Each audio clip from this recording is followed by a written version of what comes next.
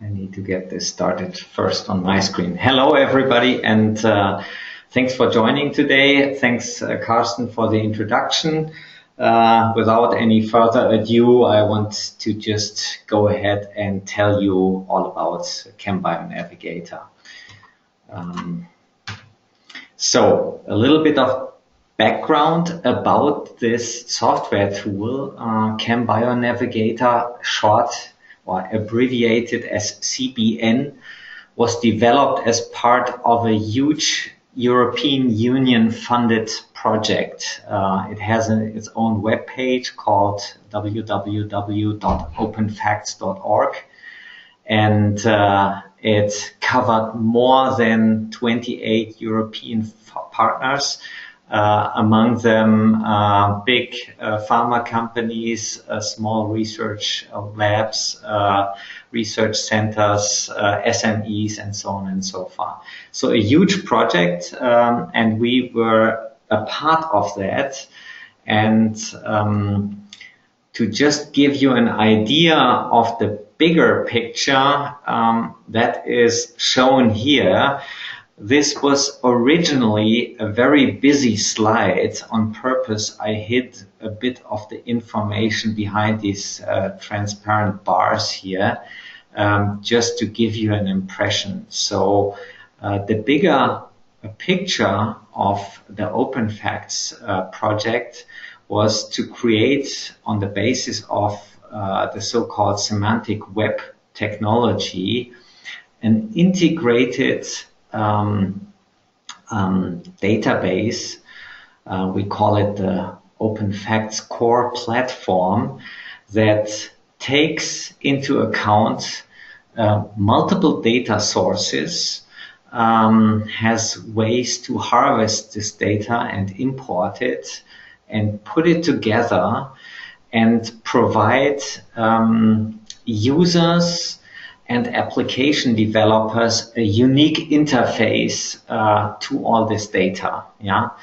In the context of the project, there was one way of access developed, the so-called OpenPHACTS Explorer. This is more like a data drill down. Every single data item that is present in the core platform can be found here.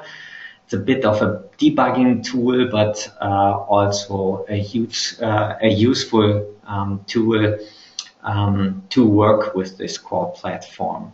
Then also as part of the project, so-called applications were developed on top of this core platform. And one of these applications, the so-called first generation app, is the ChemBioNavigator. And the plan for the future is that actually many more partner applications should be developed. Actually, by now it's 7 or 8 different applications that make use of this core platform. The EU-funded project is soon coming to an end, and also the development of the ChemBioNavigator, and today I'm going to show you the preliminary end result of our development in this project. Okay, so now you know a bit of the context.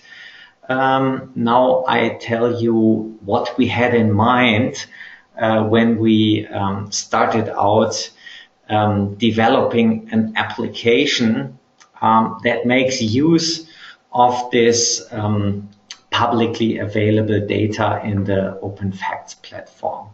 So we had 3 primary goals in mind with this development. We wanted to combine public and private data. So for example, load molecules from file and then retrieve public data from the platform and analyze the combined data and possibly export things back to file. This is a workflow that we want to support, and I'm going to show you later. The second is a big emphasis on analysis of pharmacologically relevant data. So we wanted to enable searching for targets and or compounds. I show you multiple ways to do that. Locate relevant assay data, and then analyze this data. For example, plot affinities to find common binders and or selective compounds, things like that. And the third was to, and that really plays to the title of today's webinar, serve as at this interface between the biological space and the small molecule space. So jump from a compound to a target to find more compounds and possibly other related targets, and so on and so far. You can continue this sequence for as long as you wish. So for example, one thing one might do is analyze hits from a phenotypic screen, and then find out if for these hits related targets or off targets are known in the public domain. That would be jumping from compound to other relevant targets. And then for these other targets, possibly retrieve other active compounds. So these three workflows I'm going to show you in more detail in the demo part of this presentation, which is about to start now. Here's my entry slide of the demo. Hopefully you will recognize the style that we had in mind developing ChemBioNavigator, namely make it interactive and make it very, very simple, so that the usage of the tool becomes almost playful. Okay, and with that, I jump over to the ChemBioNavigator landing page. This is a page embedded on our website. It's the jump start. If you click on this big button here to the portal, and here the demo part begins. Give me a second to organize my screen here. Okay, so we start with a compound. In this search field, I start typing Glee, and it starts already searching on the fly and finds obviously the well-known drug called Gleevec. I can click, select the one that it's offered me, and there opens the tool with just one data point, this orange dot here in the middle. And if you mouse over that dot, you already get the first bit of information. A pictorial of the molecule, two properties associated with the molecule, this little icon there, which is the OpenPHACTS item, is actually not there just for the picture, but it indicates something. It indicates that OpenPHACTS data is available for this molecule. And so does the color of this dot. The orange color means we have data for this molecule in the platform. Otherwise, it would be gray and grayed out, and you will see that later throughout the webinar. If I click now at the data dot, on the left-hand side opens a panel, the so-called compound panel. Yeah? Again, the name of the molecule on top, the picture. We have two buttons here. These are so-called link outs. First one to the Royal Society of Chemistry webpage, that is essentially ChemSpider, and side by side with it to the OpenPHACTS Explorer, that is this other application on top of the OpenPHACTS platform that I talked about. So you can jump right with this molecule to the page and do data drill down to find out everything the platform knows about it. But we want to obviously keep you here, which is why we don't only have so little data about the molecule, but also lots of details. Yeah? So here is more detail about the molecule, various numerical properties, names, strings, identifiers, and so on and so forth. Yeah? And underneath each of the property, you see another string, which is actually underlined as well, that indicates the origin of the data. So the Gleevec name comes from a web page called Concept Wiki. Yeah? So the origin of this structure being Gleevec, or its name being Gleevec, comes from a service called Concept Wiki. Yeah? Naomi is our internal small molecule technology. So these Naomi properties are internally calculated properties. We will always have them. And then we have Campbell, we have ChemSpider, and in cases of other molecules, you will find even more original data sources combined here. And that this is a link here is for a reason again, because all these data points are connected via hyperlinks to their origin. Yeah? So you can click and jump right into ChemSpider with this molecule. You can click here and jump right into Campbell to learn more about this molecule in this particular interface. So this is called data provenance, and it was one of the goals of the overall OpenPHACTS project. We get this data from the platform and we display it here for the user. Okay, but it becomes really interesting, of course, for researchers if we go to this pharmacology tab. Yeah? So this is assay data in the public domain about this molecule.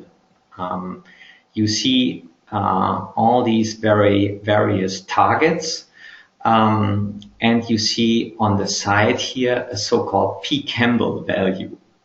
So we limited the pharmacological data points that we use here to only numerical data that we can relate to each other or compare to each other via this p-Campbell value. And I suggest you take a look at the Campbell webpage to learn more about p-Campbell, essentially EC50, IC50, Ki values, and what's the other type?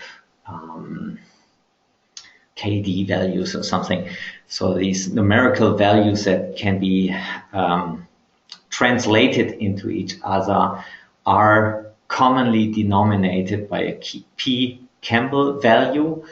And what we show here are only those molecules with a p-Campbell value greater than 4.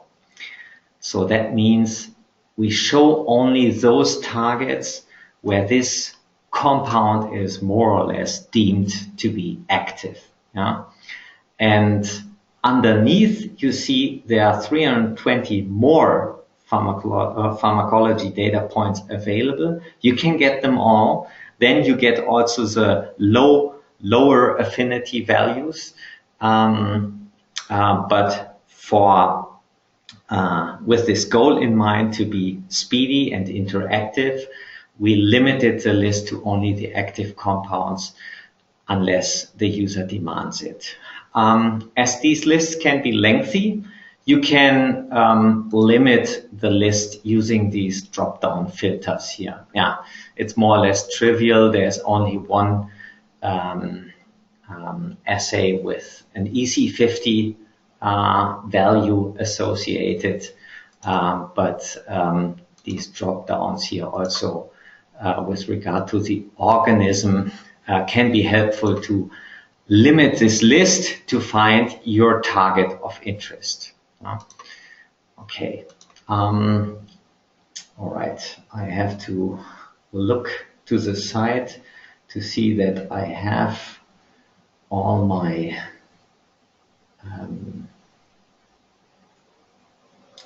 topics covered so far. Okay. Yeah, you already saw that this list is sorted actually by default by the pCampbell value.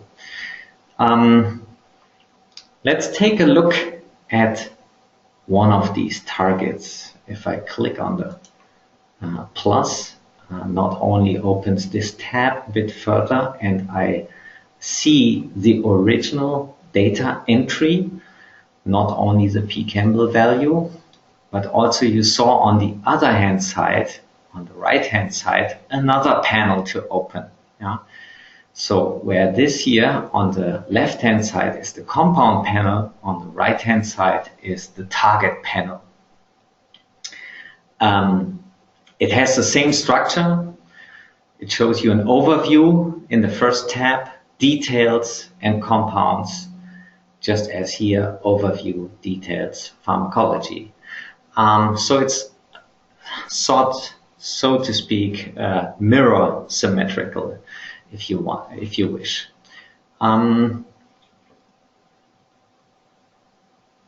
Okay, and in the overview, you get this text description, synonyms, PDB codes, and a UniProt ID.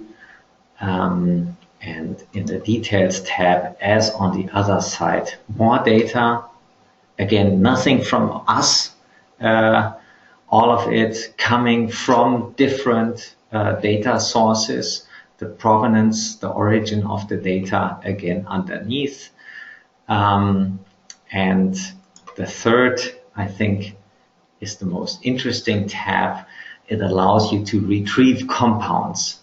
Yeah. So OpenPHACTS platform has 9,404 pharmacology data points for this target.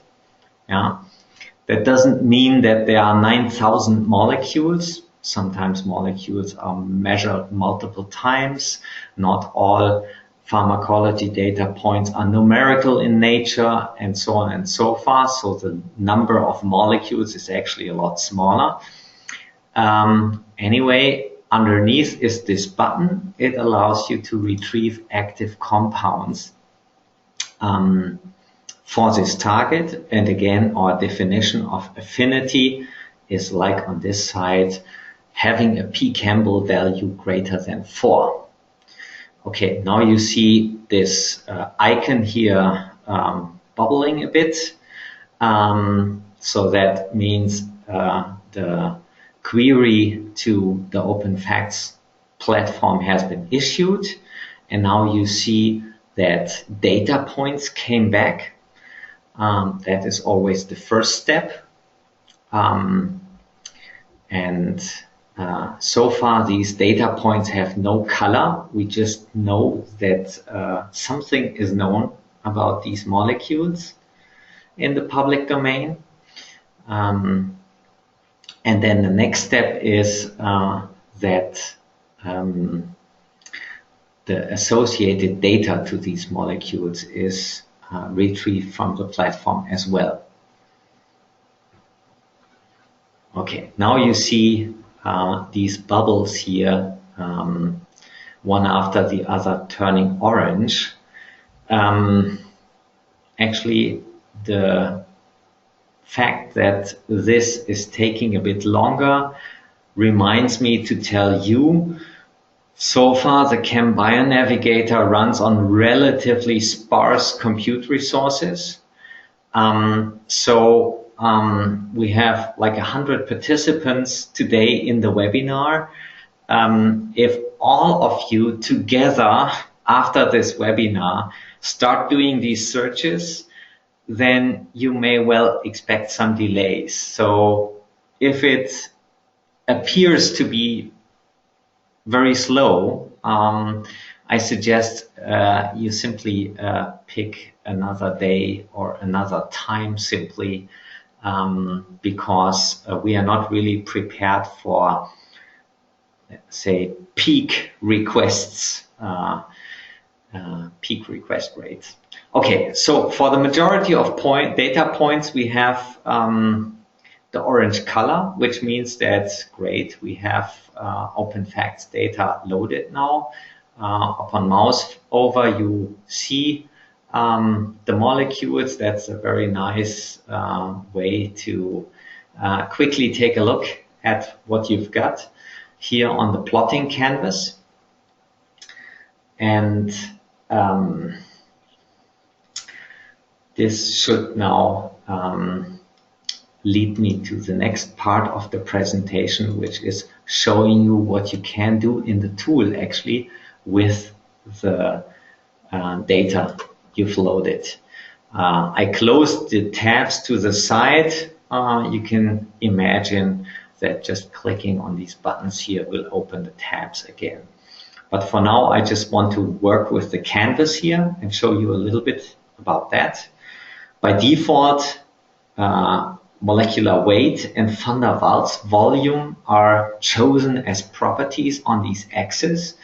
Fortunately, these are not hardwired, but you as a user can choose. So for example, you might rather want to take a look at the log P distribution of the molecules.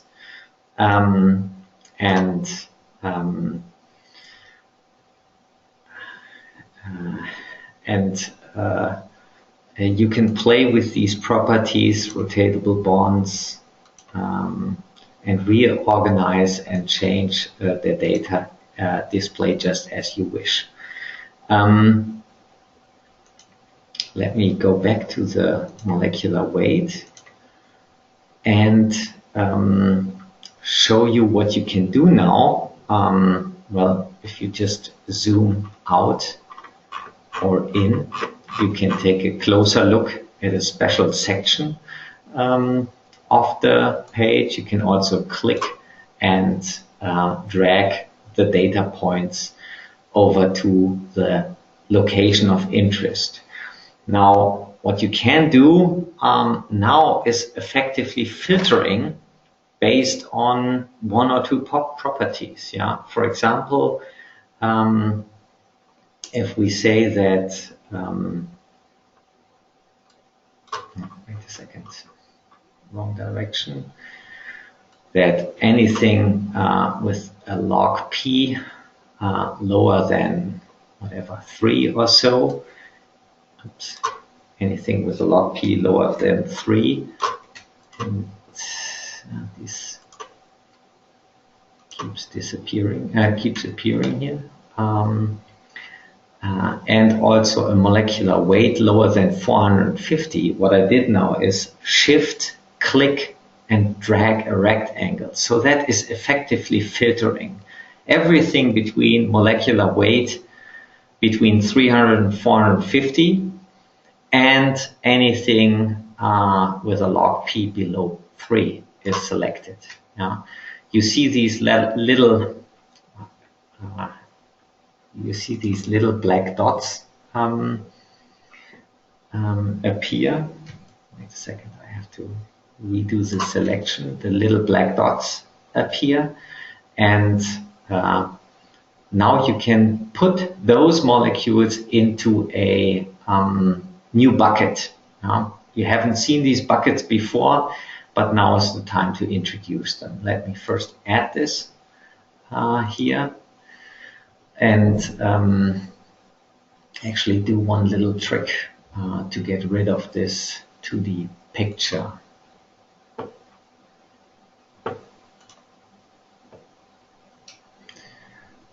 excuse me for a second here. Okay, so here's my my bucket of 13 molecules that I hand selected in the previous step. I don't know if you can see that on your screen, but when I mouse over, look at these molecules, or these data dots here, when I mouse over the bucket, these data points get a little green circle around them. Yeah. So that allows me, these are all the molecules loaded, and this is Gleevec. It's right in the center with a green circle around it. So if you have more subsets of molecules selected as this bar here grows, that's a very handy way of organizing your data and still keeping track where is this subset compared to the rest of the molecules. If I click on the tab, then this here turns red, indicating that this is the subset I'm currently looking at. And these are the 13 molecules with a low molecular weight and a low log P value. And let's now move to the other side of the screen. We have here multiple different display modes. Currently active is this canvas plotting area. We can also switch to the tile display. So these are the 13 molecules with their 2D depiction. And we can also switch to the single molecule view to take a look at the molecules in much more detail. Yeah.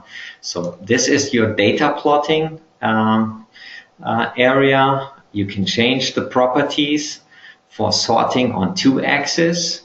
This is the tile view. You can also change the sort order here of the molecules along this axis. It is like reading in a book, top to left to right and top to bottom is the sort order. And you notice that the log P is actually shown now here since I selected this as a sort criterion. So there are different applications where different views are handy. Now you know what they are.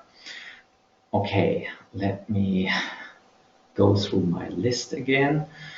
I've shown you the different display modes and can now show you one of the, I think, most interesting properties that OpenPHACTS has to offer to all of my loaded molecules, which is the so-called pharmacology count. Yeah.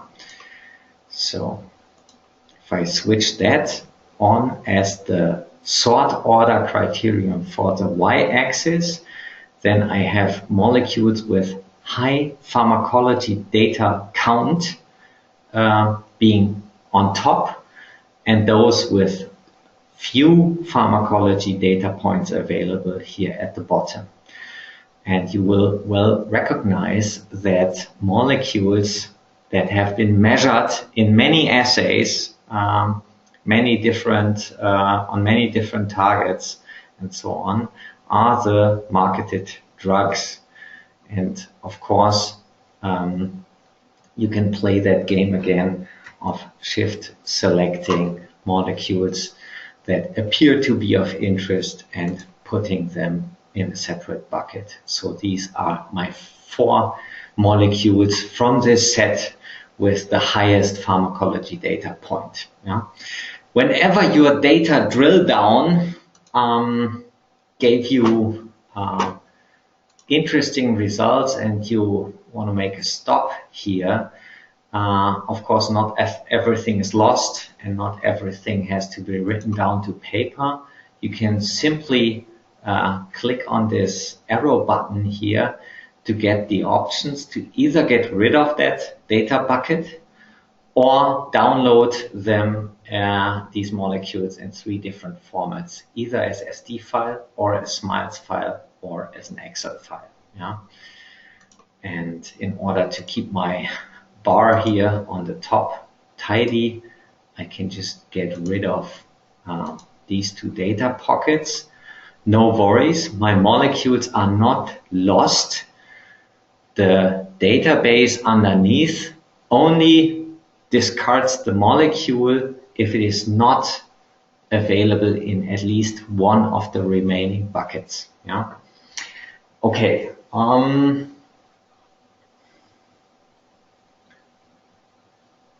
Okay, what did I want to do?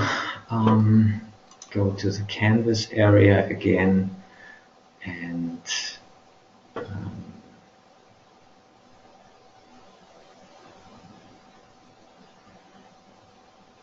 what is this here?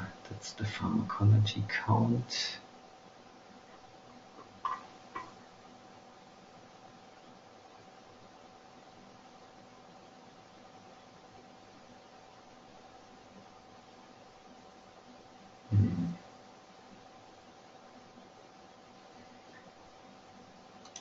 Anyway, I can choose any of the remaining molecules. This here again, a marketed drug under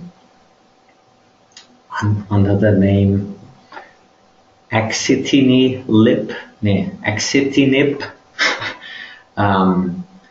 And with that, I want to show you a few other features. So again, I'm back here on the right-hand side. After having located a molecule of interest, I can do a similarity search.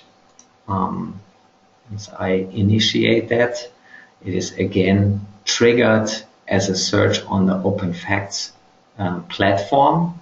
A new data set opens up, and the search results are shown in a bucket. Just 3 hits in this case. You can manipulate the search criteria in this details tab here. Let's take a look at the molecules, and yes, I think quite some similarity is visible between these molecules. The other frequent use is to do a substructure query. If you want to do that, then this single molecule display comes up. You select a substructure that you want to use for searching, and then can start a substructure search. Again, it is issued as a query to the OpenPHACTS platform, and we will see how many it comes back with.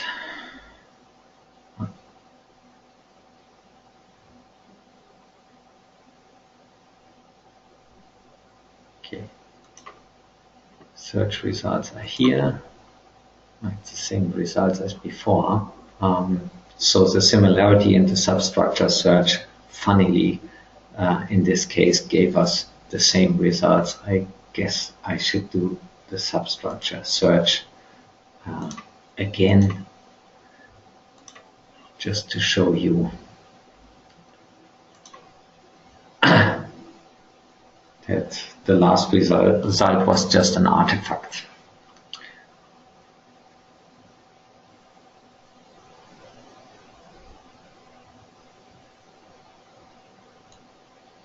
Okay, again checking here on my agenda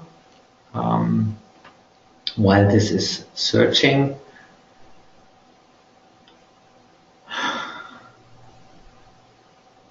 And the platform indeed appears to be a bit slow today. Maybe some people try to do some searches already on the site. As I said, it's just very sparse hardware that we have underneath, supporting maybe 2 or 3 users simultaneously.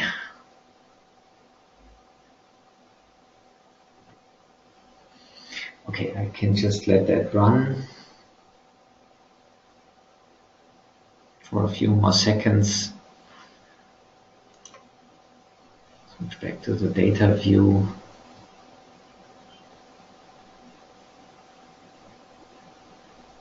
Yeah, substructure search failed. So I guess the platform is already starting to overheat. Sorry about that. If you try it for yourself, you will see that the substructure search works just as expected. For the benefit of the demo, I want to go back to Gleevec one more time. So if I click on it, it appears here on the left-hand side, and I again want to go to the Pharmacology tab, and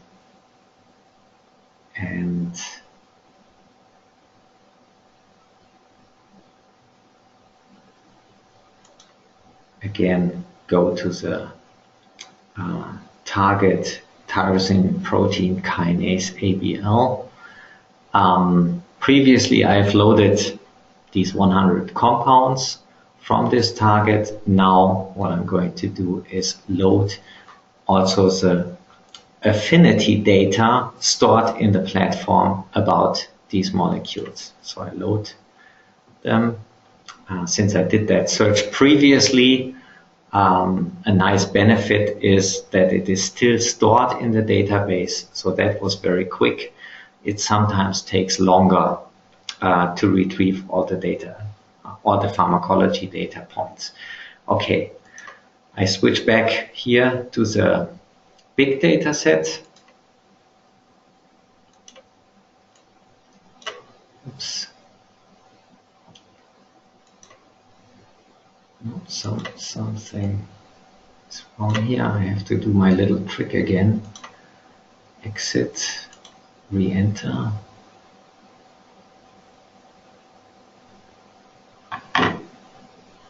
Switch to the big set.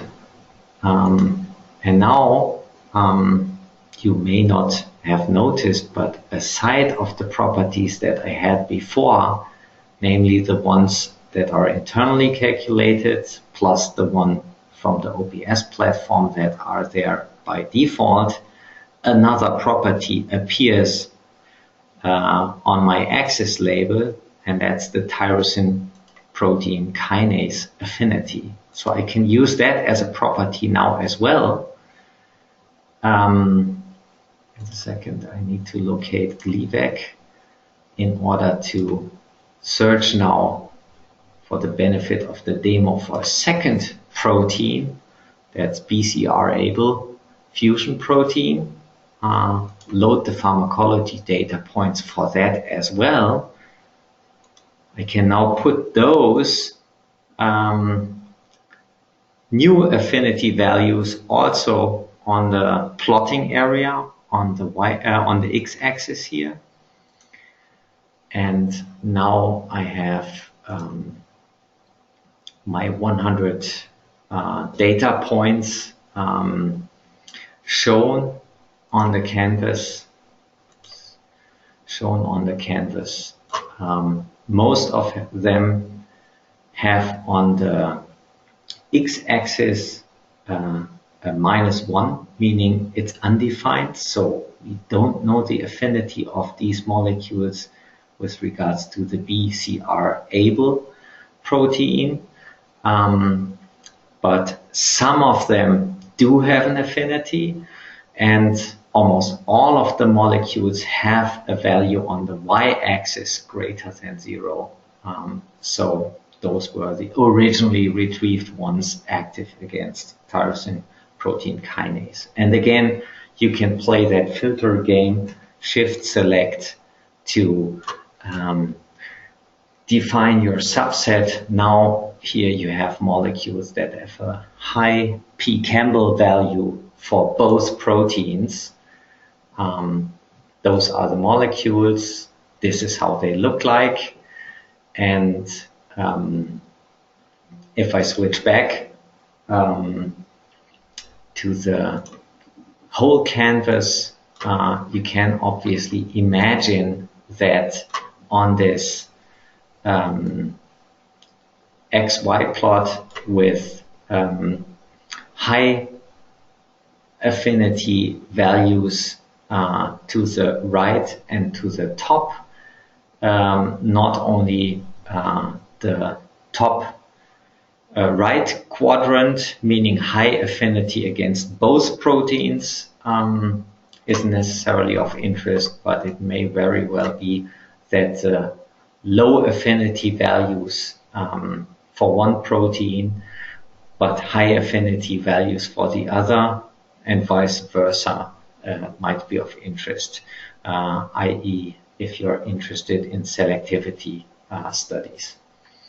I guess you get the idea. You can retrieve all these pharmacology data points, put them on the plotting canvas, do the filtering using the shift select, putting them in your subsets, and then having the ability to export them, actually including the downloaded affinity values. Yeah.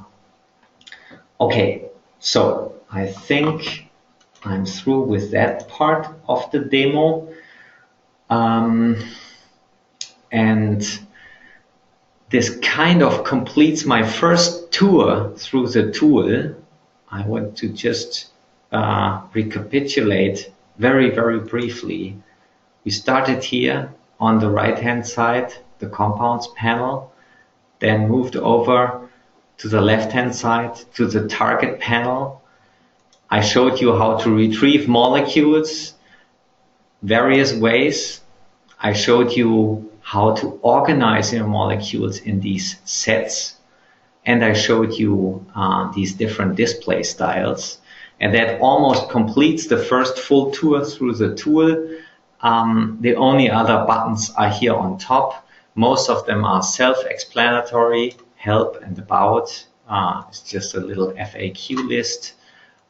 But I think one of the more important buttons is right here on the top right-hand side of the ChemBioNavigator. It's called Start Over. And inadvertently, I already showed you what happens if you happen to lose the connection to your web page. I do that on purpose now again. I close the page and then I just reopen it. And what you see is that your data is still all there. Yeah. So we tuned it such that user data is stored and kept for up to 30 minutes after the last key press is recognized. Yeah. So if I let this sit now for half an hour and don't do anything, or if I happen to close the window and don't do anything for half an hour, then we will purge the data. But for half an hour, it remains available. If you want to make sure that after your research everything is tidied up, then you use this button, Start Over. It empties your data space and gives you a clean entrance to the ChemBioNavigator. All right, and now that we are looking at the start screen again, I can actually show you a few other features that we haven't covered yet. First of all, besides starting from a compound, you can also start from a target. I guess that's self-explanatory, but you can also search and upload files from search and upload molecules from file. Yeah? And I want to show you that. Upload from a file. The usual file browser starts, and I selected a set of malaria compounds from the literature. Again, you know the step-by-step procedure now. First, the compounds are retrieved, then the OpenPHACTS data is retrieved. and single by single these data points get their color. You see some of them remain green, grayed out, gray data dots, and also the OpenPHACTS symbol is grayed out on this molecule. That just means that no OpenPHACTS data is available for this molecule. But you see another symbol, SDF, which means that SDF data is available for this molecule. If I click on it and go to the Details tab, I actually see that in my SD file, uploaded from SD file, I have a Campbell ID, an A-log p-value, the name of the compound series, and an affinity value for the molecule. If I click on one of the orange circled, I have much more data, namely the internal data about the molecule, the OpenPHACTS data, plus the SD properties. And for the benefit of the demo here, I just wanted to show you again, if I take an affinity value from the platform, or a target with affinity values from the platform, and load them for all data points, then I can, so this is now added, I can plot my SDF property, which is an affinity value, and side by side or on the other axis to plot the retrieved property from the SD file. And this way you can imagine how you can simply combine affinity measurements in-house, for example, with public data about the molecules of interest. Okay, I guess with that I come to a close of the presentation, and I can go back to my slideshow here. So I hope you enjoyed the demo and learned a bit about the use of ChemBioNavigator. It should be simple enough for you to try. Again, just once more the recommendation, if it happens to be very slow today and tomorrow, maybe you try coming back at another day, because if too many people use this compute resource, it may be rather slow. Okay, continuing on and kind of summarizing my demo, the special features about CBN are that it gives you fast and user-friendly access to a vast amount of data, and you can either come from the compound side or from the target side. It allows you to combine public and proprietary data, for example, through the SD in and export that I showed you. It allows you to retrieve pharmacological data from the platform.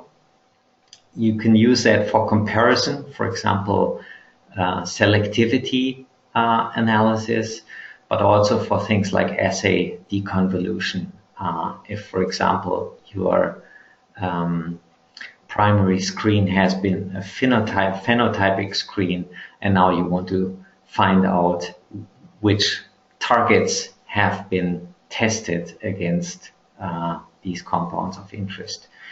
And last but not least, it gives you the usual ways of searching compounds based on similarity and substructure, but also on the basis of a related target. So if from a compound you find a target, you can find other active compounds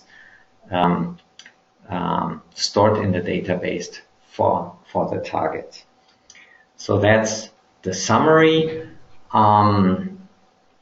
As a last slide, I want to show you here the support email address if you're interested to get CBN for yourself. And obviously we'd be glad to further support your research through our services division. And with that, all that remains to be done now is to thank you for sitting through this webinar. As we announced, you get an email with a trial license and the video recording. In the meantime, enjoy trying out the ChemBioNavigator. And as the real last point, I want to point out the upcoming webinar, which is going to be visual and easy to use computer help for staying critical in structure-based design. So, and that is on August 11th. And with that, I hand over to Carsten again to see if there were any questions.